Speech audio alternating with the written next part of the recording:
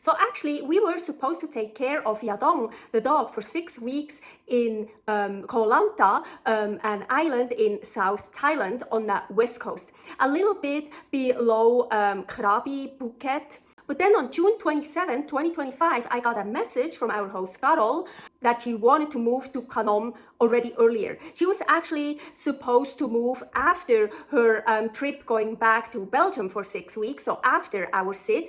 But then she told us it's just so much better, so much more convenient for her to move right before our sit in August. So we all had a video chat together and we all decided to still do the sit, but not on Koh Lanta, but in Khanom. So Khanom is still in South Thailand and it's basically just on the other side, so on the east coast, if you want to say so, a bit below Koh Samui. So Carol actually used to live for about 2 years in Khanom, and that's where she found Yadong, the dog, on the beach. So that's where Yadong is from.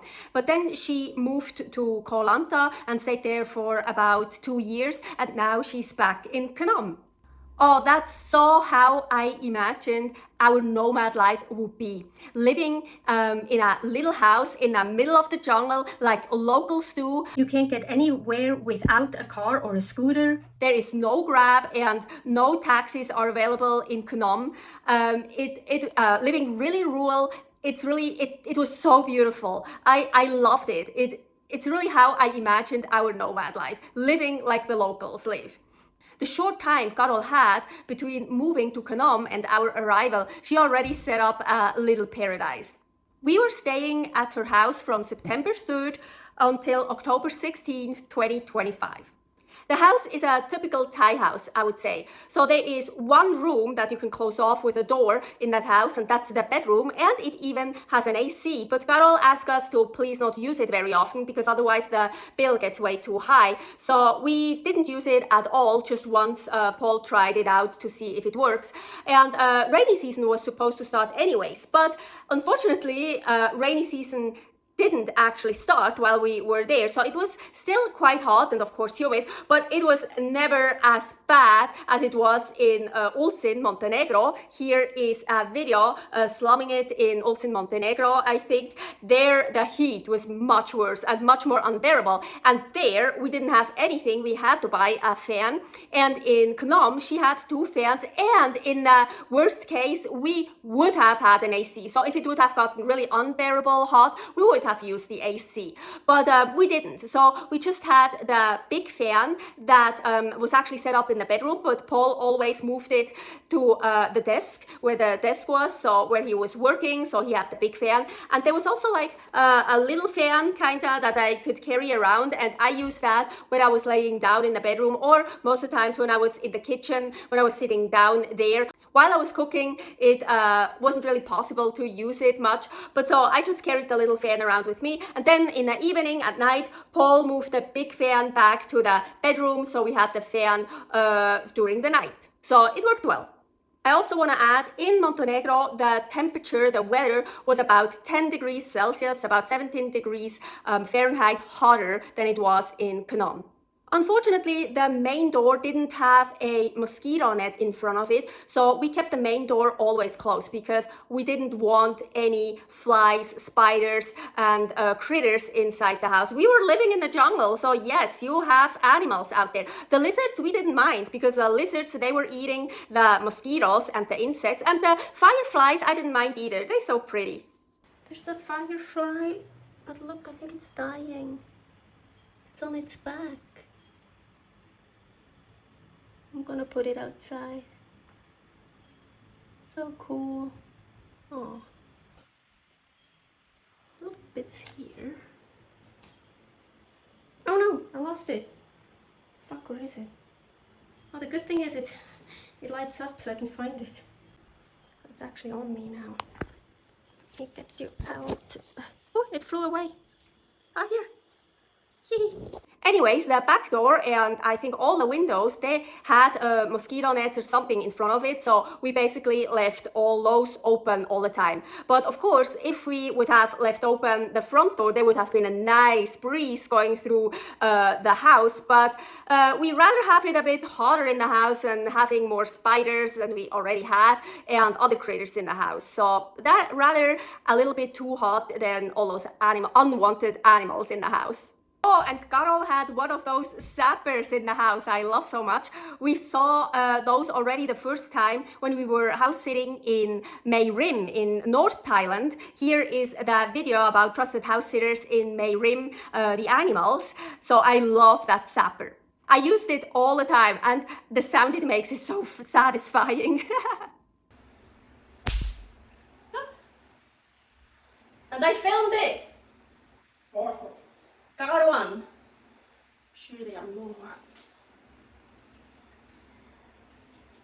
I'm actually lucky. I didn't get stung by mosquitoes as much as Paul did because Paul carries the blood type they like the most. But also I got stung, especially on my shoulder during the night when I was sleeping. Oh, and especially, of course, after the rain. After the rain, there were always so many more insects, including mosquitoes, of course. Basically, all Asian kitchens are too short for me. So like the countertop, the sink, the work area, all that. I'm not very tall. I'm 5'8.5", 174 centimeters. But I have to bend over much more in Asian kitchens than in European kitchens. Yes, Asians are usually much smaller. So it really hurt my back. And most times after I was doing the dishes or so, Paul had to massage my back. She has a good size fridge and freezer, so that was great. We could freeze a lot of meat. That was awesome. And yeah, she has a gas hot plate, none of those stupid induction plates. Yeah. And she also has a mini oven and a rice cooker as well. So I wouldn't use up all the gas for the gas cooker. I actually mostly use the rice cooker for cooking my meat and eggs and most of the stuff. Yeah, you can actually cook a lot in a rice cooker. For my other channel here, Creative Carnivore Kitchen, I actually made videos about how to cook meat and eggs in the rice cooker. That could be very helpful for other places where you don't have anything else. Those videos will air sometime in the future. Oh, and most times, almost every day, I made pork belly stripes in a little oven. I put it in a little dish in the oven, so delicious. But of course, that little oven gets really hot, and once I forgot one of my fans on top of the oven, and of course it melted. It totally, not the whole thing, but it kind of melted and deformed. And it was my good fan. So I had two fans for like practicing fan stuff. And the other one was already pretty broken from me trying to do stuff, and it falls on the floor, on the ground, and it broke on several places, and we tried to fix it with tape, but then it got broken so much that you couldn't open it all the way anymore, so you couldn't really do the tricks anymore. So I still had one good fan that I forgot on the oven, and I melted and deformed it. So both fans totally useless. Oh yeah, so twice in the evening, twice in the afternoon, and once for 2 hours during the day, there was suddenly no water anymore. They must have turned it off to work on something or so, and luckily it didn't take a long time for it to come back, so it wasn't that bad. But still, once I was right in the middle of washing the dishes, and of course I couldn't continue, and once I was so lucky, it got turned off right after I took a shower. And once I wanted to wash my hands after using the toilet and the water was turned off. So it was just really annoying. I would have liked a heads up. Hey, we're gonna turn off your water for half an hour, or hey, tomorrow at this time, or hey, in half an hour we will turn it off, or like just a heads up would have been nice. So it's kind of annoying when you don't know when you have water and when not. So Carol actually told us and showed us a laundry place to do our laundry in town. But Paul found a super cool laundry machine at her place. So we used that and did laundry at home. So Paul found this washing machine. We have no idea how it works. Ooh. Okay, I gotta rinse this out and then dump it out. Okay, so you filled it up with water. And now you put citric acid in it. Yep. washing detergent. Yep. And then you over that, turn that on for a couple minutes.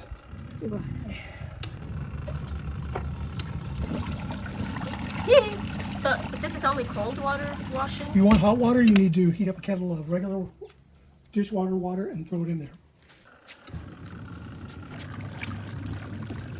But I usually do laundry with hot water. So here I have hot water.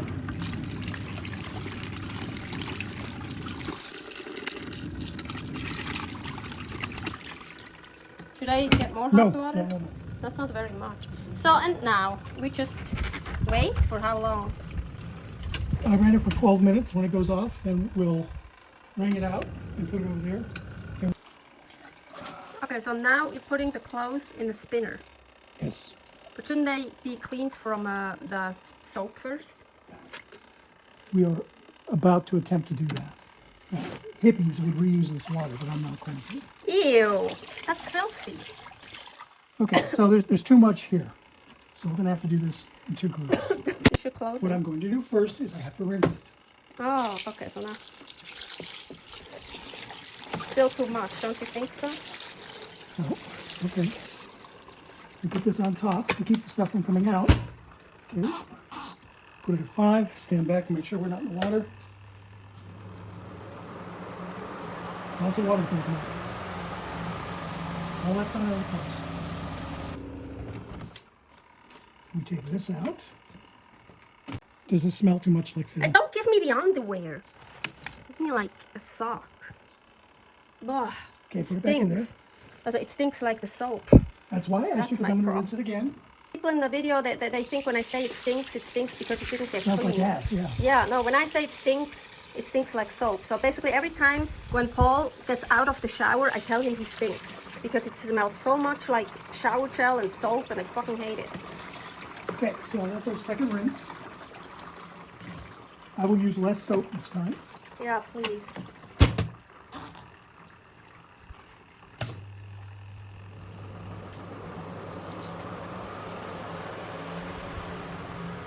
Okay, we lift this up, pull that out.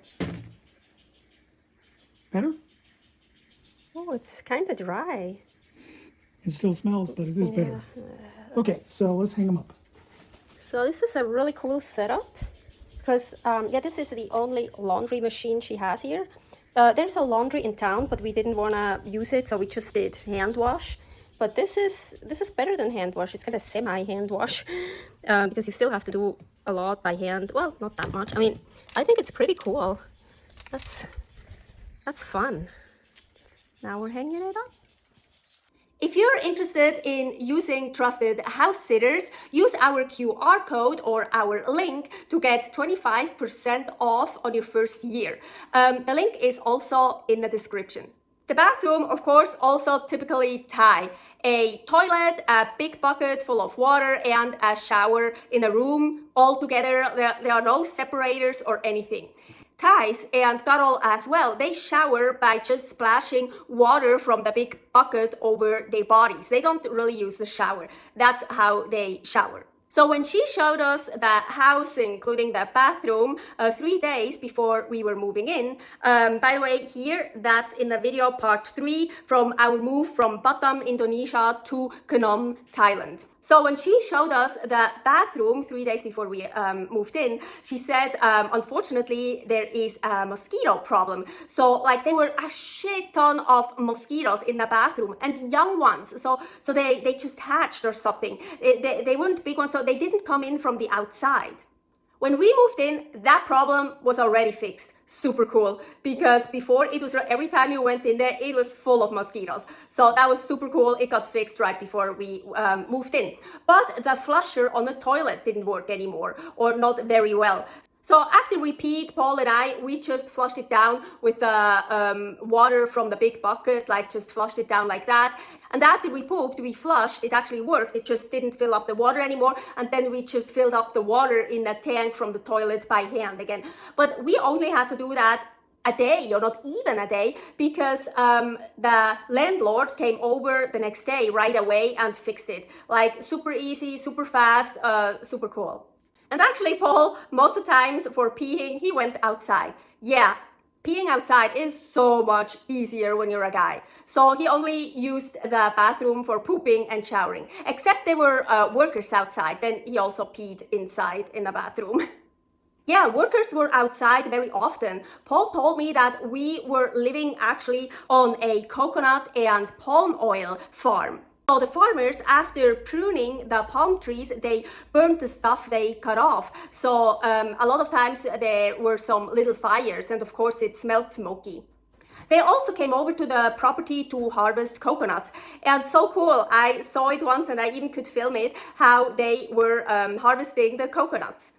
Yeah, in Khanom, everywhere there are laying coconuts around on the ground, so like in piles, like everywhere you see those, and once in a while you see someone or some people working on them. So coconuts is a big deal in Khanom. They're everywhere there.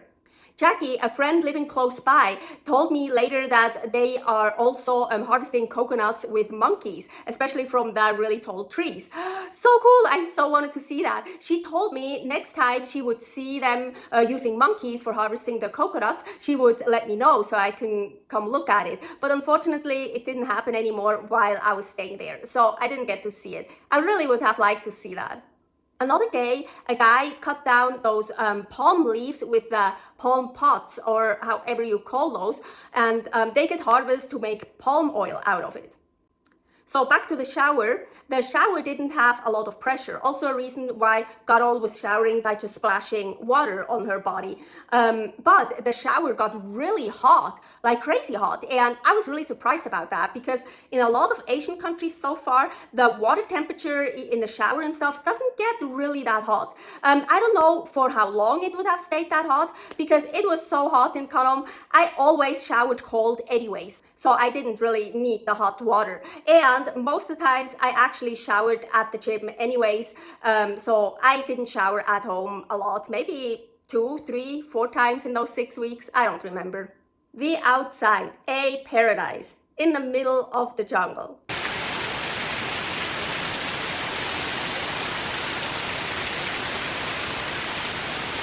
But of course, we also had to be careful. We didn't step into the grass where it was higher, and when we stepped away from the house, we were always wearing shoes because we had to be careful of venomous snakes and spiders and centipedes. So yes, it's the beautiful, idyllic, dangerous jungle.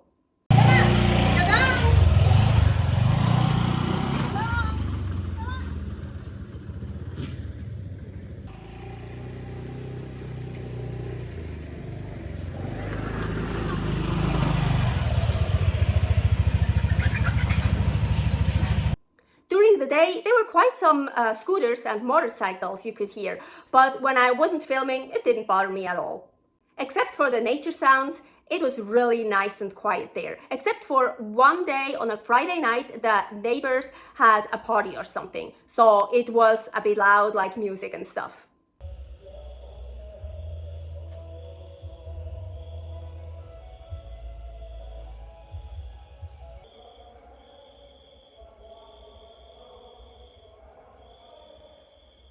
But in those 6 weeks, that happened only once. And I was actually so afraid that then the party would go on again on Saturday. And I had quite a headache on that Saturday. I remembered, I was just like, oh, please, tonight, no party again. And there wasn't a party, so just on Friday. So I was really so happy it didn't happen when I was dealing with a bad headache anyways. Well, we absolutely loved staying there. Yes, of course, I actually prefer to have my own bedroom and even my own bathroom, but that's what I love so much about our nomadic life.